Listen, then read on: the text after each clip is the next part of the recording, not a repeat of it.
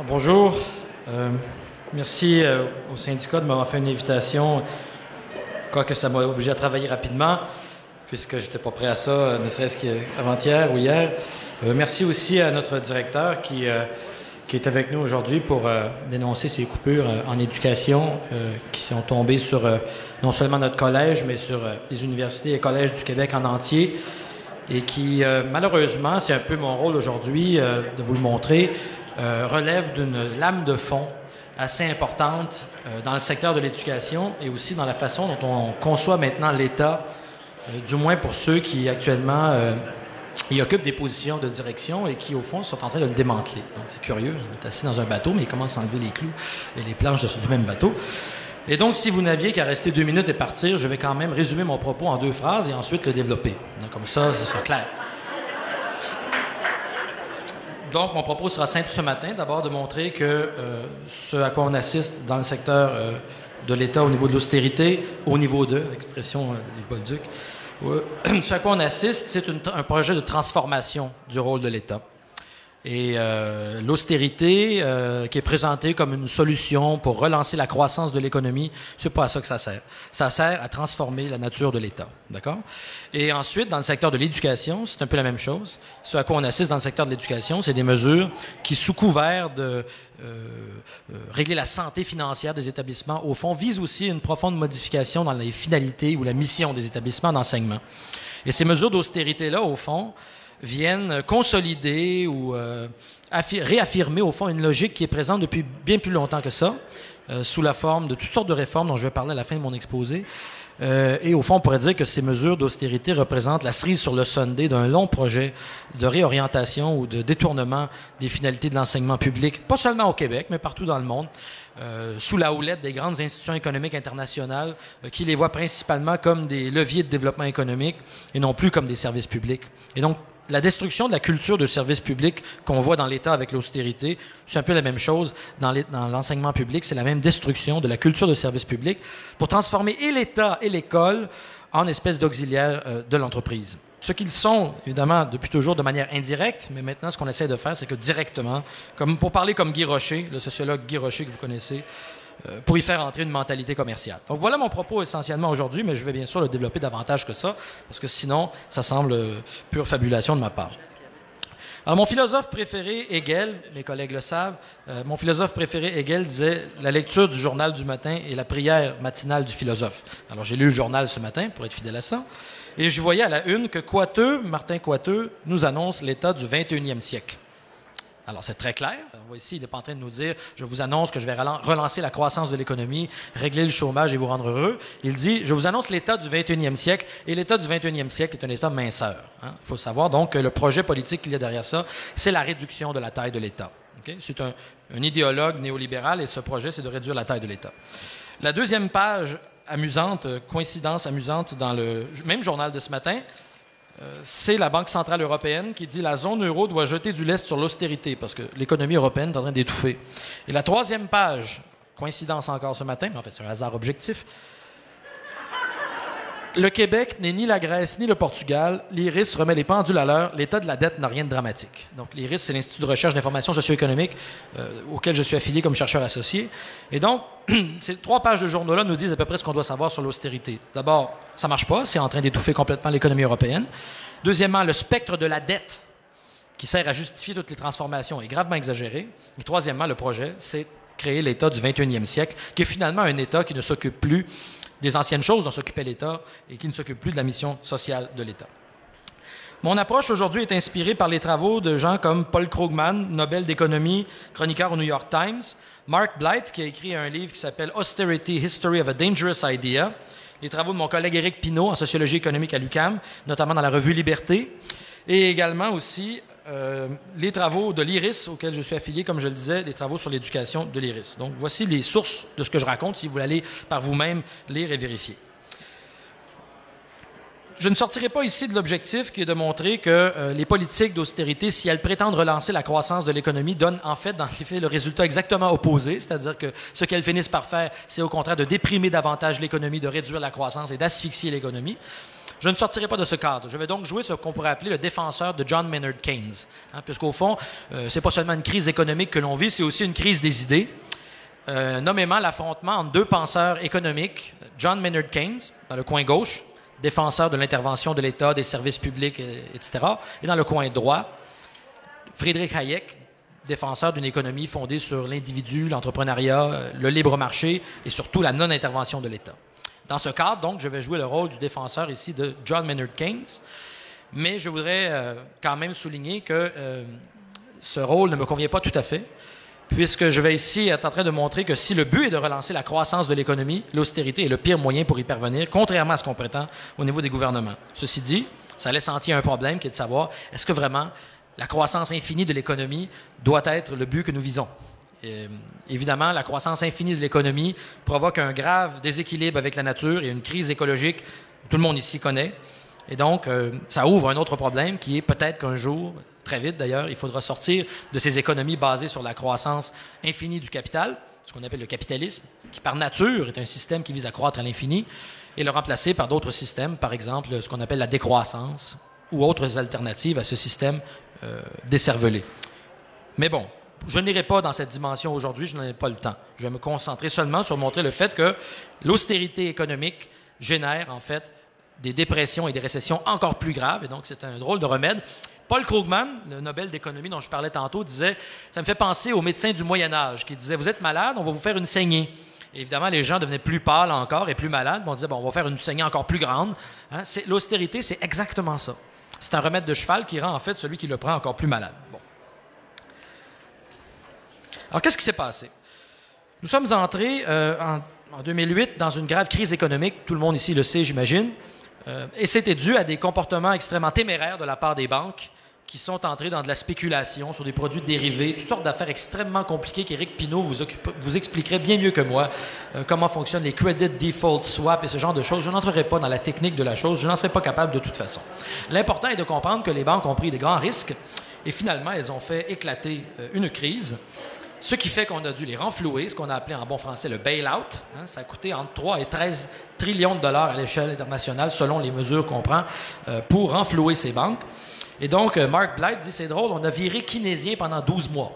Tout d'un coup, c'était redevenu à la mode que le gouvernement intervienne, qu'on injecte des fonds publics pour relancer l'économie. Alors, ça faisait 30 ans qu'on nous disait « Non, non, le gouvernement, c'est pas bon. Il faut que le gouvernement laisse le marché agir tout seul. » Alors, soudainement, on crie au secours. Et qui doit accourir? C'est le gouvernement, c'est l'argent des payeurs de taxes pour renflouer les banques dans ce bail-out qui a coûté donc des trillions de dollars.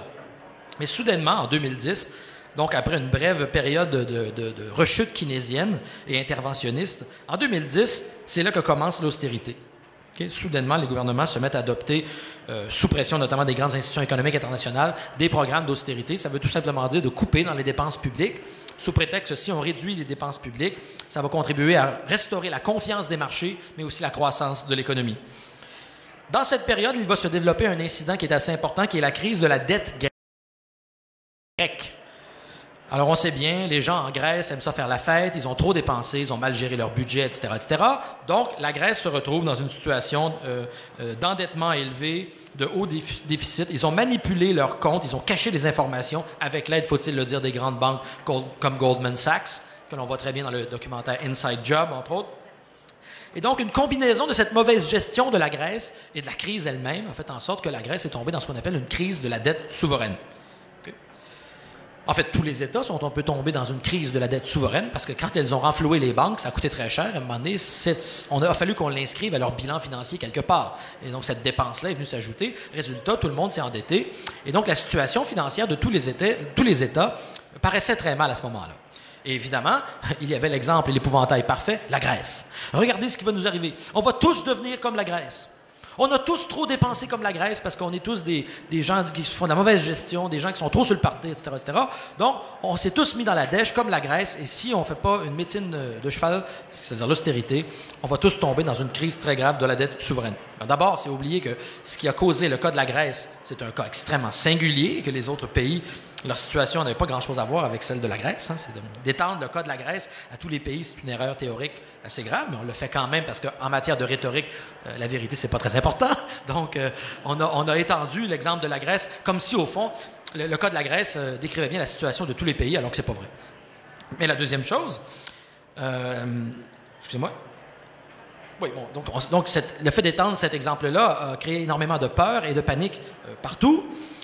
Et deuxièmement, l'autre problème, c'est que l'austérité n'allait absolument pas régler le problème et aggraver au contraire l'endettement des pays, notamment par des baisses de revenus, que je vais y venir tantôt. Et c'était oublié aussi que ce qui avait causé la fameuse crise de la dette souveraine et l'endettement des États, ce n'était pas la mauvaise action des gouvernements ou la mauvaise gestion ou l'incompétence des gouvernements, c'est une crise qui a été causée par le secteur privé, par le secteur bancaire, par l'imprudence et la témérité des banquiers. Et ensuite, on fait comme si on avait oublié tout ça et que ce qui avait causé la crise, c'était l'action des gouvernements. Bon. Donc, nous avons renfloué les banques. Les États se sont endettés pour ça, mais après ça, on l'a oublié. On a fait comme si le problème était dû, comme chez les Grecs, à des mauvaises attitudes trop dépensières. Les idéologues néolibéraux ont sauté là-dessus, ont blâmé l'État, alors que c'était effectivement, comme je disais, la crise du secteur privé et bancaire in the first place. Bon. Et donc, c'est là que l'austérité est apparue. La Banque centrale européenne, le FMI, l'OCDE et quantité de grandes institutions nous ont dit, en coupant dans le budget de l'État, nous allons promouvoir la croissance de l'économie, la confiance des marchés. Alors, il fallait réduire le déficit. Déficit zéro, chanson que l'on connaît très bien au Québec depuis Lucien Bouchard. Réduire la dette de l'État, redonner confiance aux investisseurs. Le problème, c'est que ça ne marche pas, absolument pas, et ça, tout le monde le dit, qui est un peu sérieux. Si vous allez voir autant Krugman que Stiglitz, que Mark Blight, que toutes les sources que j'ai citées depuis tantôt, tout le monde se rend bien compte, même la Banque centrale européenne ce matin elle-même, se rend compte que la croissance, elle n'est pas là. Et donc, le remède n'a pas réussi à créer la croissance attendue. Donc, l'économie est à plat. L'électroencéphalogramme ou le moniteur cardiaque de l'économie est complètement à plat. Okay? Et en fait, c'est une idée tellement dangereuse que non seulement elle ne fonctionne pas pour relancer la croissance de l'économie, mais elle crée exactement ce qu'elle était censée empêcher, c'est-à-dire qu'elle aggrave la dépression de l'économie et la récession. Bon, évidemment, la question, c'est pourquoi est-ce qu'on utilise un remède qui ne marche pas? Alors, il y a plusieurs explications. L'ignorance, la bêtise, le fait qu'on est complètement aveuglé ou aliéné.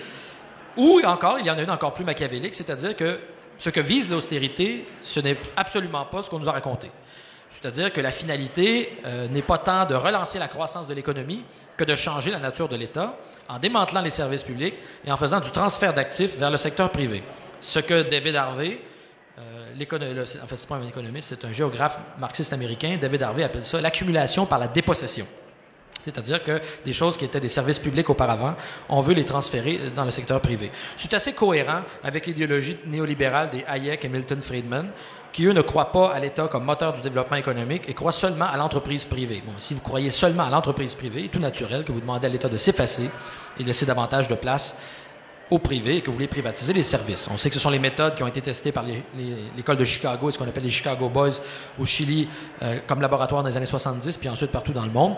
Et finalement, c'est cette même médecine dont on nous disait qu'elle était morte avec la crise de 2008. Hein. Le néolibéralisme est mort en 2008. L'historien de la pensée économique Philippe Mirowski dit absolument pas. Le néolibéralisme est sorti encore plus fort de la crise de 2008. Et au fond, c'est rebelote. Si c'est allé mal, c'est probablement parce qu'il y avait encore trop d'États qui venaient fausser le libre jeu du marché. Et donc, la solution, c'est une autre saignée.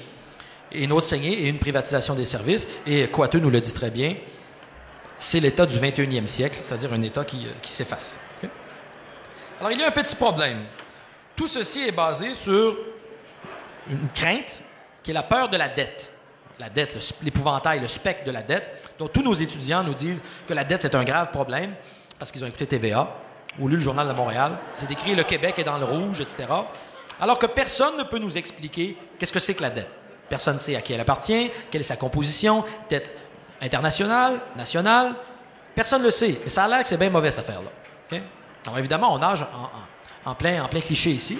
D'ailleurs, l'IRIS vient de sortir une brochure sur la dette ce matin que je vous enjoins d'aller lire, justement pour dégonfler cette crainte de la dette qui, dans les faits, n'est pas si problématique que ça ici au Québec. Okay?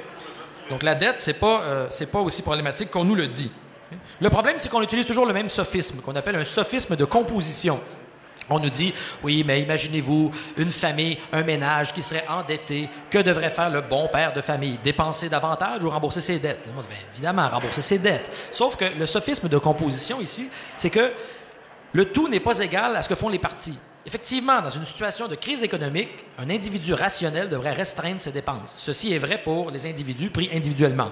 Du point de vue du tout, par contre, C'est une catastrophe si chacun des individus se met à être austère et ne dépense plus, et si chacun des pays à l'échelle internationale fait cela, ceci provoque une grave austérité à l'échelle mondiale, mais aussi une grave récession, et ça déprime énormément l'économie. La seule solution pour un pays qui veut être austère, c'est qu'à l'autre bout, il y ait un autre pays qui soit capable d'acheter ses exportations, par exemple. Alors imaginez que tout le monde se mette à faire l'austérité en même temps, et il n'y a personne pour acheter mes exportations. Okay?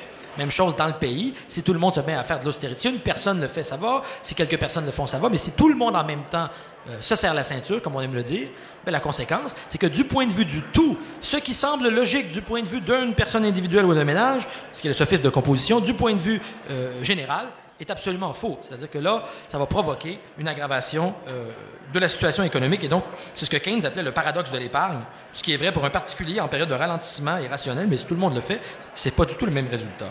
Puisque dans une économie, la dette d'une personne est le revenu d'une autre. Et si on arrête de dépenser, si on arrête de s'endetter, eh bien, il y a des gens au bout qui ne reçoivent pas de revenus, tout simplement.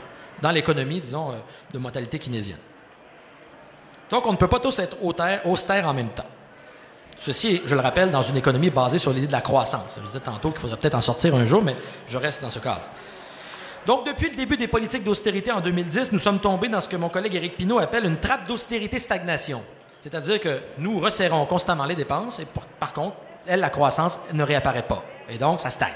Austérité-stagnation. On est pris dans le dallo de l'austérité-stagnation et on tourne en rond. Okay? En fait, on ne tourne pas en rond, ça va par là. Okay? Parce que quand on coupe dans l'économie, on nous dit que ça va rassurer la confiance des marchés, alors que généralement, ce qui s'est passé dans les récentes années, lorsqu'on a coupé, ça a plutôt envoyé le signal au marché que l'action de l'économie publique dans la stimulation de l'économie serait moindre que prévu. Et donc, les gens se sont dit, ah, il va y avoir moins de l'argent de l'État qui va venir, donc l'économie va cracher, donc on retire nos billes. Ça a provoqué le résultat exactement inverse. Ça a miné la confiance des marchés que d'envoyer le signal qu'on allait affaiblir l'État. Et c'est là qu'on vérifie la thèse keynésienne, que c'est l'économie publique et l'État qui est le vrai moteur de la croissance économique, et non pas le secteur privé, in fine. Éric Pinault m'a rappelé ce chiffre que lorsqu'on investit $1 dans l'économie publique, au bout, on en reçoit $1,60. Okay? Donc, le véritable moteur de la croissance de l'économie, c'est l'action du secteur public. Alors, on a fait cela malgré tout, et ça a déprimé davantage l'économie, ça a réduit la confiance, si bien qu'actuellement, aux États-Unis, nous avons un chômage extrêmement élevé, une impossibilité de jouer sur les taux d'intérêt qui sont déjà artificiellement bas, une récession, donc, et une grave crise de la demande, ce qui fait que le secteur privé est en ralentissement. Alors, il faudrait renverser tout ça par des politiques de stimulation, mais c'est exactement l'opposé qu'on fait. Plutôt que de stimuler l'économie par des politiques anticycliques d'inspiration keynésienne, ce qu'on fait, c'est encore fermer davantage le robinet et assécher l'économie. Okay? Donc, on inflige un dommage économique assez grave, dont la conséquence sera de déstructurer les services publics. Éric Pinault, dans une petite vidéo qui a peut-être circulé, ou sinon, allez la voir sur YouTube, identifie 3 conséquences de cela. La première, c'est que partout, un nouveau type de gestion privée va s'imposer dans les services publics, qu'on appelle la nouvelle gestion publique. C'est pas nouveau, on parle de ça depuis quelques années, la NGP ou le New Public Management. La conséquence, c'est que les services publics fonctionnent de plus en plus comme des entreprises. On réforme les structures à l'intérieur. Et troisièmement, on augmente partout la reddition de comptes. Autrement dit, on met de l'argent là-dedans et on en veut pour notre argent. Le retour sur investissement. La population du Québec met de l'argent des cégeps, on veut voir le output mesurable et on veut savoir, ça rapporte-tu cette affaire-là ou pas? Puis si ça ne rapporte pas, c'est mieux de devenir efficace. Et d'ailleurs, dans la loi, je pense que c'est la loi 15, sur le gel des embauches, il est prévu que les cégeps et universités peuvent être, c'est mon collègue Marc Chevrier à l'UQAM qui m'a alerté là-dessus, que les collèges et les universités qui ne seraient pas assez performants dans leur coupage dans le gras, okay, on pourrait les mettre sous tutelle. C'est-à-dire, on renverse le CA, puis on met un tout nouveau CA pour s'assurer que les résultats sont au rendez-vous. Et donc, on presse le citron. Là. On veut vraiment une reddition de compte. Bon. Je vous disais tantôt, derrière ça, il y a un combat idéologique et théorique. C'est l'affrontement entre Keynes et Hayek. Okay? Le premier qui pensait que la croissance de l'économie, c'était l'intervention de l'État, et l'autre qui pensait que c'était plutôt le secteur privé, et l'hypothèse dit des marchés efficients, c'est-à-dire que les marchés, les individus sont rationnels, les marchés sont efficients, l'État n'a qu'à laisser le marché fonctionner librement. Freedom to choose, disait Milton Friedman. Hein? Freedom to choose. Donc, laissez le marché, et ça va tendre naturellement vers l'équilibre. Okay? Bon, cette thèse, évidemment, a été complètement battue en brèche au 20e siècle à de nombreuses reprises. Malheureusement, Keynes est mort, je pense, en 1946. En tout cas, Keynes est mort après la Deuxième Guerre mondiale et les néolibéraux, se frottant les mains, en ont profité, sont revenus dans les années 80 parce que l'économie allait mal. Et enfin, ils ont réussi à fourguer leur camelote aux gens, si bien qu'on a acheté cette thèse économique, donc, qui dit on démantèle l'État pour faire plus de place aux entreprises. Discours qu'on entend très, très bien dans celui, par exemple, du recteur Guy Breton de l'Université de Montréal, qui dit, j'assors toujours cette phrase, « Le rôle de l'université est de former des cerveaux pour l'entreprise. » C'est très cohérent avec cette idée que ce qui fait le développement économique, ce n'est pas l'État. L'État doit s'effacer et il faut laisser libre cours à l'entreprise. Puis l'école est simplement là pour former des cerveaux entrepreneuriaux. D'ailleurs, si vous regardez le fameux documentaire Ivory Tower sur l'éducation aux États-Unis, Ivory Tower, vous allez voir dedans Peter Thiel, le fondateur de PayPal. Tout le monde connaît PayPal ici. Peter Thiel, il dit aux jeunes, allez pas à l'école. Ça coûte trop cher, vous n'aurez pas de job au bout, partez-vous une business, partez-vous une entreprise, n'allez pas à l'école. Il appelle ça le On-College Movement. Vous voyez, cette logique individualiste basée sur l'hypothèse des marchés efficients de Hayek, elle mène tout simplement à l'absence de l'école. Donc, pour le moment, on est en période transitoire, mais si on suit l'ontologie jusqu'au bout, la logique de ça jusqu'au bout, ben, il n'y a que, comme disait Margaret Thatcher, There's no society, only individual. Donc, il n'y a que des individus. Ces individus-là, il n'y a rien en haut d'eux autres, surtout pas des institutions ou des méchants gouvernements, ça mène au fascisme. Et donc, on laisse des individus dans le marché évoluer librement, et ça va donner, soi-disant, la meilleure société. Sauf quand ça brise, évidemment, et qu'il faut appeler à la rescousse le gouvernement et l'État. Alors, le keynésianisme est une pensée qui était complètement à l'opposé de ça. C'est une pensée qui est basée sur ce qu'on appelle le demand-side economics, donc basé sur le côté de la demande agrégée. Ce qui intéresse l'économie keynésienne, ce sont les revenus, la consommation. Le héros dans l'économie de Keynes, c'est pas l'investisseur, c'est le consommateur. Et il faut, bon, évidemment, parenthèse encore, c'est basé sur une société de consommation de masse qui fait des désastres écologiques, mais je ne rentre pas là-dedans. Mais disons qu'on est keynésien, just for the sake of it, on s'amuse. Bon. L'idée, c'est le héros, c'est le consommateur. Donc, l'État est là pour s'assurer que le consommateur ou la consommatrice a les meilleures conditions possibles pour exister en tant que travailleur, consommateur, et qu'on lui met des bons services publics. Et au fond, une fois qu'il va avoir de l'argent et du revenu disponible dans ses poches, il va pouvoir consommer. Okay? Alors que la lecture de Hayek est complètement à l'opposé, ce qu'on appelle supply-side economics, économie de l'offre. L'idée, c'est qu'au fond, le plus important, c'est l'épargne. C'est pas la consommation, c'est l'épargne. L'épargne qui va servir ensuite à investir pour créer des entreprises qui vont donner des jobs aux gens, qui vont... Bon, vous voyez que ça ne part pas du tout du même point. Il y en a un qui part de l'investisseur et l'autre qui part du consommateur. Ce n'est pas du tout le même point de départ. Autrement dit, s'il y avait $1 à donner à quelqu'un, Keynes le donnerait au consommateur ou à la mère de famille, ou peu importe, par une subvention ou un service public, alors que Hayek le donnerait probablement à l'entrepreneur ou alors le garderait pour lui en se disant, ben, chacun s'arrangera, quoi. Donc, vous voyez un peu la différence dans laquelle on se trouve. On appelle aussi la pensée de Hayek ou le supply-side economics, on l'appelle aussi le Reaganomics, parce que c'est apparu durant l'époque de Ronald Reagan aux États-Unis. Je voyais ce matin un discours de Reagan qui disait « Le rôle du gouvernement, c'est d'arrêter d'être sur le dos des Américains et de dire « I'll get the government off your back, so you can do what you can do ». C'est-à-dire, le gouvernement, là, je vais vous l'enlever dans les pattes, puis les individus s'arrangeront. Okay? C'est ça la thèse qui est profondément derrière lorsque Reagan prend le pouvoir. Donc, c'est une théorie, la théorie néolibérale ou hayekienne, qui est basée surtout sur les entreprises qui doivent donc être incitées à rentrer sur les marchés. Et actuellement, puisque ça va mal, puisqu'on a une situation de crise, les situations de crise sont des situations idéales pour faire des grands changements, comme les guerres, par exemple. Et c'est à ce moment-ci que ces gens-là, il y avait un débat fascinant. C'est un débat qui date d'il y a quelques années, mais je l'ai trouvé sur YouTube hier, entre Paul Krugman et deux capitalistes qu'on appelle des venture capitalistes. Et lui, il dit, ben, c'est simple, il faut que l'État intervienne, c'est tout. Et l'autre dame en face, elle lui dit, non, il faut réduire la taille de l'État et qu'il y ait plus d'entreprises, c'est comme ça qu'on va relancer la croissance. Alors, vous voyez vraiment les deux paradigmes idéologiques qui s'affrontent. Un qui veut restaurer le stimuli de l'État, interventionniste, comme le veut Keynes, et l'autre qui dit non, au contraire, il faut que l'État s'efface encore davantage pour que l'entreprise prenne de la place. Alors, ces gens-là n'ont absolument aucune confiance, je dirais, envers les institutions ou envers quelque forme qui transcenderait ou dépasserait les individus. C'est une lecture très anti-institutionnelle. Il n'y a que l'individu bien informé et rationnel et le marché qui serait un processeur d'information parfait. D'où leur vient cet individualisme extrême, principalement de ce qu'on pourrait appeler la peur panique du bolchevisme et du communisme. Le maître à penser de Hayek, ou en tout cas une influence sur lui, c'était Ludwig von Mises.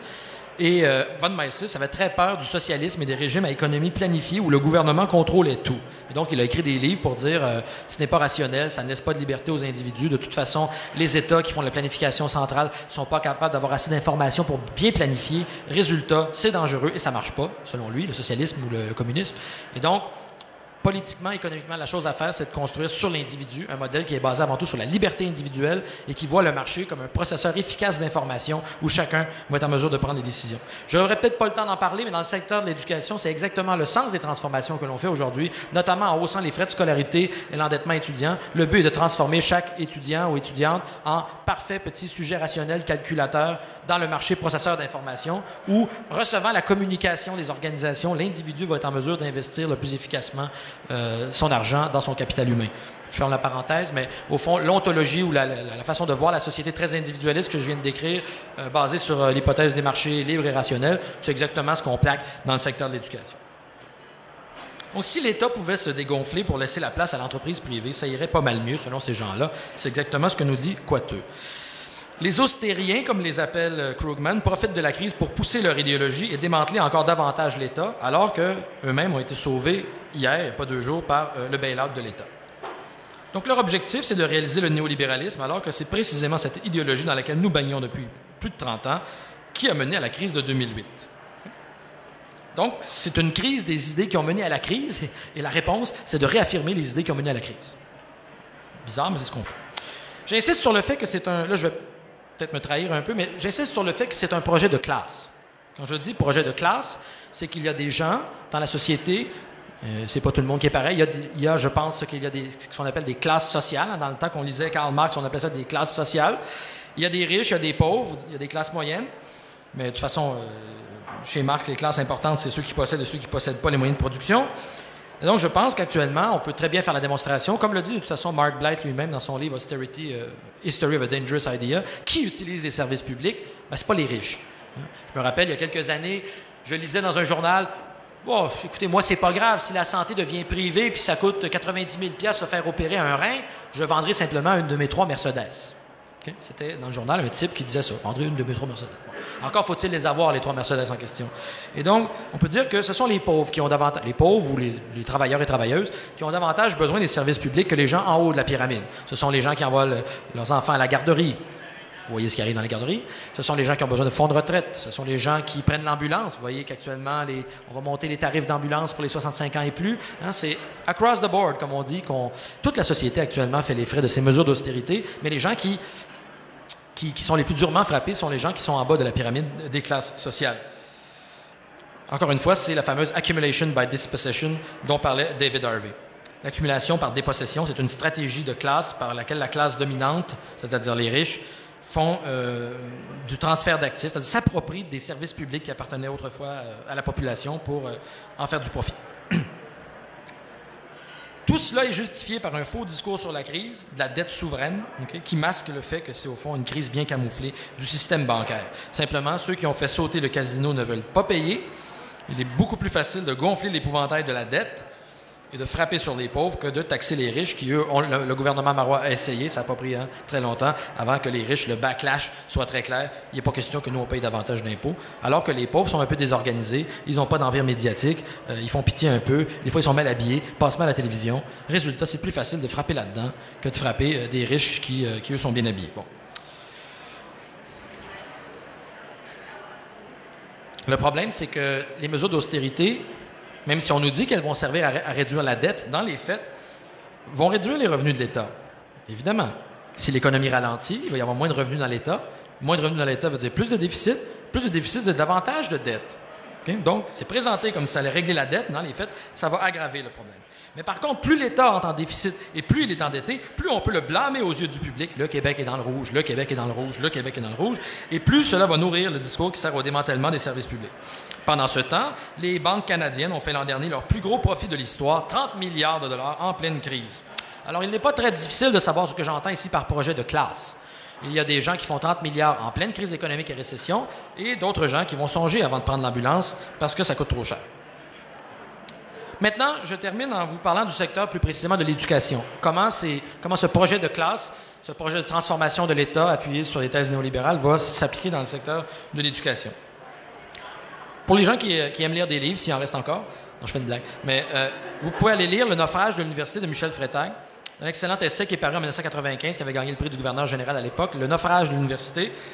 C'est un livre excellent qui va tout vous expliquer ça, mais je vais vous faire quand même un crash course Michel Freytag en l'espace de 5 minutes. Quel effet ça a sur l'éducation? Bien évidemment, plus on réduit le financement public, et c'est ce qu'on a fait dans les dernières décennies, plus on réduit le financement public de l'éducation, plus elle est placée sous tension. Et plus elle doit, ça sonne bien, diversifier ses sources de financement. Okay? Ça veut dire aller faire le trottoir. Okay? Ça veut dire aller chercher des sources de financement ailleurs, et donc aller voir les entreprises privées pour avoir des dons, ou encore faire des partenariats avec l'industrie, etc. Donc, les mesures d'austérité, bien sûr, elles arrivent maintenant. Il y en a eu auparavant. Le directeur l'a rappelé tantôt. C'est des vagues successives. Mais tout cela est très cohérent dans le projet néolibéral de réforme de l'éducation qui, lui, travaille depuis assez longtemps. Je dirais que le projet de massification et de commercialisation de l'éducation, si on veut le dater plus précisément, commence à partir de la Deuxième Guerre mondiale, dans la première massification de l'enseignement supérieur, mais que la vague la plus néolibérale arrive dans les années 80, les années Thatcher-Reagan, et là, on serait dans la deuxième vague ou troisième vague ou deuxième vague renouvelée, c'est pas important, mais en tout cas, on est encore dans un projet qui prend ces racines-là et qui cherche à se parachever. Je nomme quelques mesures par lesquelles ce projet se met en place, ce qui permet, selon Freytag, de passer d'une école comprise comme institution à une école comprise comme organisation. Okay, la différence entre les deux, c'est qu'une institution, c'est quelque chose où des gens se rassemblent dans un lieu autour d'une idée ou d'un principe ou d'une mission, et c'est ce qui fait qu'ils existent ensemble au nom de ce principe. L'hôpital, par exemple, est censé soigner des malades. C'est un principe institutionnel. Nous, normalement, on est censé, disons, transmettre la culture, former des gens qui ont un esprit critique, puis évidemment, des gens qui vont pouvoir aller ensuite dans la société, travailler et être utiles à la société. Okay? Mais maintenant, le fait de transmettre la culture et de former un jugement critique, on le voit d'ailleurs avec le rapport de Mers, qui prône rien de moins que la destruction de la formation générale, on voit que ce bout-là n'est plus important. Tout ce qui est important, c'est le bout de l'utilité. Et encore, d'une utilité très étroite, c'est-à-dire ce qui est immédiatement applicable ou utilisable dans l'industrie, et le reste, c'est vu comme étant inutile. Donc, c'est une conception très étroite de l'utilité, parce que même auparavant, quand on formait un professionnel, un architecte, un ingénieur, on ne pensait pas que ça voulait juste dire transmettre des savoir-faire pratiques. On savait que ça voulait aussi dire développer la citoyenneté, le jugement, l'amour du travail bien fait, une certaine éthique professionnelle, une série de valeurs qui faisaient, entre autres, que ces gens-là avaient un sens, qu'ils appartenaient à la société, qu'ils avaient une dette envers la société et qui n'étaient pas là seulement pour leur poche. Okay? Les médecins que nous avons actuellement au gouvernement, peut-être, n'ont pas entendu quand ce cours a été donné. Quelques mesures, donc, par lesquelles cette réforme s'incarne ou se manifeste dans le secteur de l'enseignement supérieur. Le premier, la plus évidente, la réforme du financement. Augmentation du financement privé, réduction du financement public. Donc, financement privé, c'est les dons corporatifs, les partenariats avec les entreprises, les contrats de recherche donnés par des compagnies ou des organismes subventionnaires, bien sûr, surtout dans les universités, mais de plus en plus dans les cégeps, okay, dans le but de faire de la recherche, je vais en parler tantôt, de la recherche orientée vers l'industrie. Et bien sûr, les frais de scolarité. Frais de scolarité qui, pour le moment, n'existent pas au cégep, mais qui pourraient éventuellement apparaître, puisque nous sommes une anomalie intergalactique, j'ai envie de dire, parce que les cégeps, il y en a seulement ici. Et donc, quand on regarde partout ailleurs dans les universités, la logique, ça a été de monter les frais. Puis nos DG, souvent, disent, bien, nous, vu qu'on ne peut pas monter les frais, ils protestent auprès du gouvernement en disant, on ne peut pas monter les frais, que voulez-vous qu'on fasse? Le gouvernement pourrait éventuellement leur dire, bien, montez les dons. OK? C'est l'enseignement supérieur après tout. Et puis, comme la valeur d'un diplôme, semble-t-il, se mesure au prix que ça coûte, et non pas le contenu, bon, ben montons-les les prix. Okay? Donc, à McGill, ils avaient le fameux MBA du jour au lendemain qui est passé de 2 000 à 3 000 à 30 000 2 000 à 30 000. C'est le même diplôme, mais sa qualité aurait augmenté parce qu'il coûte plus cher. Donc, c'est comme les mauvais restaurants qui montent leur prix, ça a l'air d'un bon restaurant tout d'un coup, bon, ça me dit. Donc, quelle est la conséquence de l'augmentation des frais de scolarité? C'est bien sûr le plus immédiatement l'endettement des étudiants et étudiantes. Vous savez qu'aux États-Unis, actuellement, la dette étudiante a dépassé le trilliard de dollars, dépasse l'ensemble des cartes de crédit que possèdent tous les Américains. Okay? Donc, c'est quelque chose d'historique et d'effrayant. Et bien sûr, ça a comme conséquence de changer le comportement des étudiants et étudiantes qui eux-mêmes finissent par revendiquer des formations menant directement à l'emploi. Parce que si je vais sortir de là avec 100 000 de dettes, ben, je ne vais peut-être pas aller en théologie ou en sociologie ou en philosophie. Évidemment. Je passe vite sur les autres. Donc, réforme de la gouvernance ensuite. Gouvernance, c'est-à-dire casser le pouvoir des professeurs, déplacer le pouvoir vers l'administration, mais ultimement aussi vers des conseils d'administration formés de membres externes, dont on a parlé tantôt, c'est-à-dire des gens d'affaires qui ne seraient pas en conflit d'intérêts parce qu'ils sont ni profs ni étudiants. Donc, eux, ils savent qu'est-ce que c'est objectivement qui est bon pour nous. Et donc, évidemment, ils n'auraient pas de conflit d'intérêts du fait qu'eux-mêmes sont dans l'industrie, alors qu'il est évident et manifeste qu'ils en ont un, puisqu'ils sont dans l'industrie et que leur intérêt, c'est l'arrimage de l'école à l'entreprise, pour ne pas dire le devenir entreprise de l'école. Bon, voici donc pour la gouvernance. La pédagogie, la réforme de la pédagogie vers les compétences dans tous les secteurs. L'école devient un lieu qui développe des savoir-faire pratiques auxquels on peut assortir une compétence et éventuellement un prix mesurable sur le marché. Combien vaut telle compétence? Et donc, évidemment, l'idée, c'est de magasiner le meilleur stock de compétences pour l'étudiant sur le marché, avec toute la nouvelle pédagogie que ça suppose, c'est-à-dire une insistance sur la forme, sur les machines et un abandon du contenu. Mais je passe. 4, assurance qualité. De plus en plus, on va déployer des mécanismes de reddition de comptes. J'en ai parlé tantôt, reddition de comptes qui est tout à fait conséquente avec la nouvelle gestion publique. Encore une fois, l'objectif, c'est de réduire l'autonomie et la liberté académique, historique des gens qui portaient l'institution, c'est-à-dire les professeurs. Mais c'est vrai pour tous les employés de toute façon. Tout le monde va être obligé de remplir de plus en plus de formulaires et de reddition de comptes parce qu'on veut mesurer. If you can't measure it, you can't manage it. C'est ce que disait Gilles Gagné, le sociologue de l'Université Laval, quand il nous a visités l'an dernier. If you can't measure it, you can't manage it. Donc, on veut mesurer tout ce que produisent les unités et les services, dont les profs, mais aussi les autres services, pour savoir combien ça vaut, combien ça coûte, et évidemment pour rationaliser au bout. On est là-dedans. Là. On voit à quoi ça sert. Plus on s'informe sur ce que produisent les services, plus le but, c'est de contrôler de manière serrée ce qu'ils font. Ça sert à une finalité qui est la rationalisation.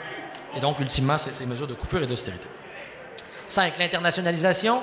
De plus en plus, on demande aux collèges et universités de se projeter à l'international, de se comporter comme des entreprises privées qui vont aller vendre des programmes moyennant argent sonnant trébuchant dans les pays étrangers. Donc ça détruit aussi la culture de service public de l'école parce qu'elle se comporte à l'échelle internationale comme une entreprise dénationalisée, une entreprise privée qui va aller vendre des savoirs à l'étranger. Point 6. Nouveau régime de production de la connaissance, recherche, la recherche, surtout à l'université, mais comme je disais, ça arrive au collège aussi, de la recherche dans le but de développer des brevets pour les industries. Et donc, c'est quelque chose qui gruge des ressources de l'enseignement également. Toutes ces mesures sont couronnées par l'austérité, dont je parle depuis tantôt, qui vient en fait, je dirais, accélérer, verrouiller, alimenter ces transformations en raréfiant le financement, en provoquant donc une mise sous tension de tout le réseau et des acteurs qui y sont, le réseau d'éducation. Et la mise sous tension justifie dans un état d'exception et un état d'urgence par lequel on va rationaliser et couper. Et plus on va rationaliser et couper, plus on va orienter l'école en direction de ce qu'elle est appelée à devenir dans la vision étroite et utilitaire de la pensée néolibérale. Tout ceci est arrimé à une nouvelle conception de l'État que le théoricien marxiste Bob Jessup appelle le Schumpeterian Workfare State. Je vous traduis ça en français, c'est un peu barbare, je m'excuse. L'État schumpeterien fondé sur le workfare. Schumpeter, l'économiste, disait c'est la destruction créatrice. Le capitalisme est un régime qui crée en détruisant ce qu'il y avait avant. La destruction créatrice. Donc, le Schumpeterian Workfare State, c'est pas un État qui investit dans les services sociaux pour sa population. C'est un État qui, au contraire, se conçoit comme celui qui doit aider le mouvement de destruction créatrice par lequel les entreprises vont produire de la richesse et doit produire les individus concurrentiels qui vont rentrer dans cet État-là. Et dans un tel État, l'éducation, on appelle ça économie du savoir, son rôle, c'est simplement de faire l'arrimage entre les individus concurrentiels et le marché comme processeur d'information. Et le Schumpeterian Workfare State, celui qui crée la destruction créatrice, il s'assure que l'école soit ce maillon entre l'individu et l'entreprise et l'environnement compétitif économique du libre marché. Donc, c'est ça le sens de l'économie du savoir. C'est pourquoi la culture dans cette nouvelle école ne sera plus une culture au sens où on l'entendait historiquement, la Bildung, la Paideia et puis ça. Ce sera une culture entrepreneuriale, à la fois pour les étudiants qui vont devenir des... À Ottawa, il y avait à l'université une campagne de publicité « I invest in myself ».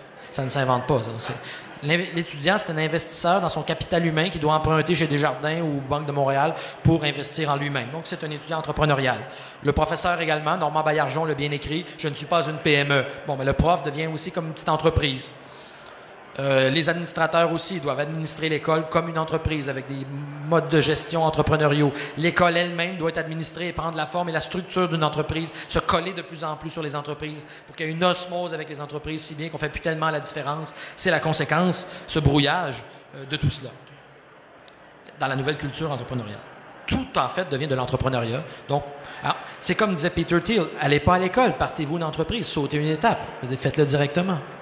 Société il n'y a que des individus entrepreneurs. Évidemment, c'est le télos, le projet, la folie de l'affaire. Ça ne pourra probablement jamais exister parce que c'est un peu un fantasme. Mais le problème avec les mensonges, quand on y croit, si on y croit assez longtemps, ils peuvent quand même faire beaucoup de dommages dans le réel.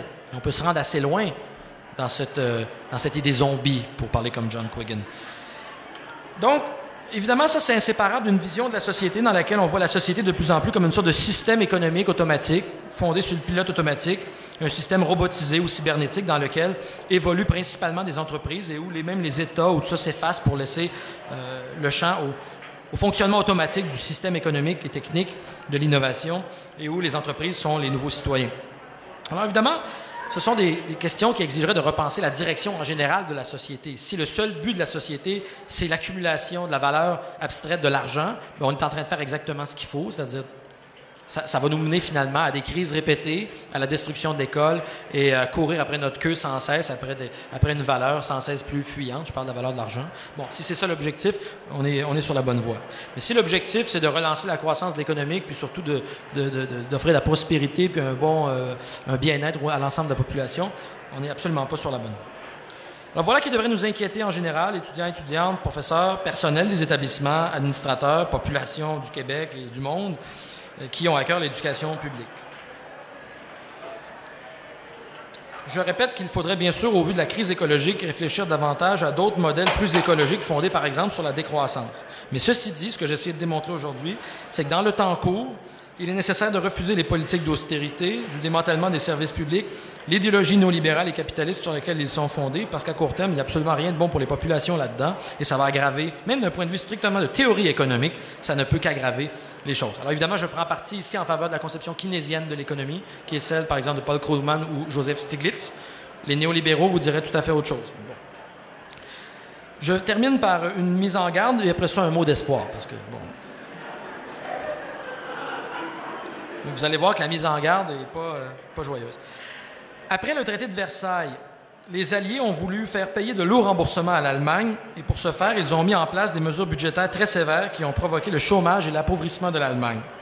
De manière prémonitoire, alors, John Maynard Keynes avait écrit « Si nous cherchons délibérément à appauvrir l'Europe centrale, la vengeance, nous pouvons le prédire, ne se fera pas attendre. » Fin de la citation. Les gouvernements qui sèment aujourd'hui la misère devraient peut-être retourner lire John Maynard Keynes, lui qui les prévenait que ce genre de politique récolte généralement la colère et que cette colère peut être terrible et désastreuse. Ceci dit, un mot d'espoir. Le poète Hölderlin disait « Là où croit le danger, croit aussi ce qui sauve. » Et à mon avis, l'événement d'aujourd'hui est bien le signe que, au collège ici, nous avons pris la mesure du danger qui pèse sur nous et que nous avons au moins commencé d'articuler le début de ce qui pourrait nous sauver. Merci.